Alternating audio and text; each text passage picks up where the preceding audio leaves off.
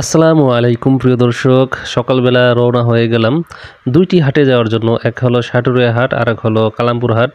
মূলত যাচ্ছি হলো কবুতরের ভিডিও করার জন্য। আমার ইউটিউবে অনেক অডিয়েন্স আছে, তারা কবুতরের ভিডিও খুবই পছন্দ করে।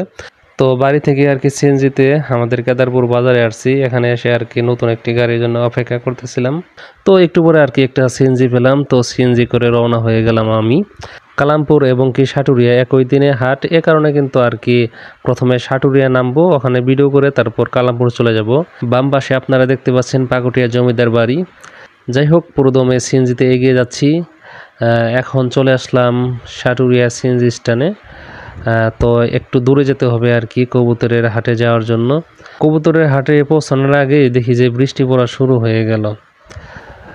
তো কি করার, তো আর কি গিয়ে দেখি যে তেমন কেউ আসেই নাই।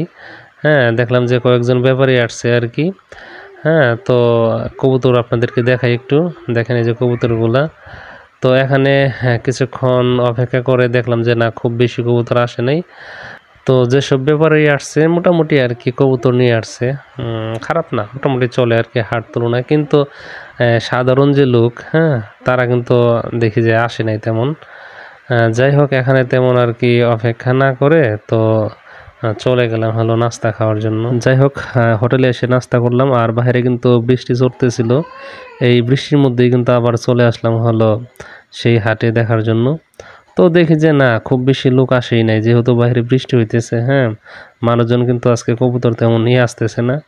তো কি আর করার, এখানে মোটামুটি আর কি ছোটো একটা ভিডিও তৈরি করে যে আবার রওনা দিয়ে দিলাম আর কি কালামপুর যাওয়ার উদ্দেশ্যে।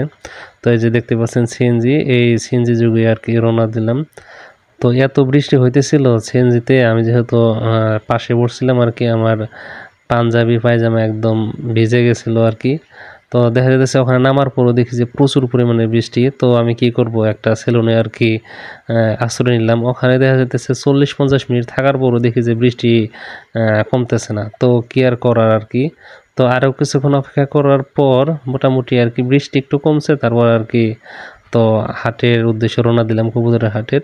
তো গিয়ে দেখি যে একদম ফাঁকাই বলা চলে আর কি। কিছু দোকান আছে, তারা হলো যেটা করছে সেটা হলো ওখানে যে উপরে কেউ দেখা যেতেছে পলি দিয়ে আছে, আবার কেউ দেখা যেতেছে কোনো একটা ঘরে যে আর কি আশ্রয় নিছে।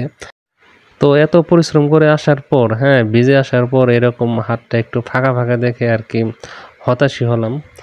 তো হতাশ হওয়ার আর কিছু নাই, যেহেতু এটাই বাস্তব। বৃষ্টির মধ্যে কেউ সাধারণত কবুতর নিয়ে আসে না। তো এখানে দেখা যেতেছে একটা বিষয় ভালো লাগলো, যে প্রচুর পরিমাণে গোল্লা কবুতর, যেটা আমার অডিয়েন্সটা দেখতে চাই শুধু, সেগুলো আর কি দেখলাম আছে। যাই হোক, ভিডিও করলাম মোটামুটি আর কি। ভিডিওটা আর কি খুব বেশি বড় করতে পারিনি। যাই হোক, সময় মতো আপনারা ভিডিও দুইটা পেয়ে যাবেন ইনশাল্লাহ। সবাইকে ধন্যবাদ জানাই ভিডিওটি দেখার জন্য।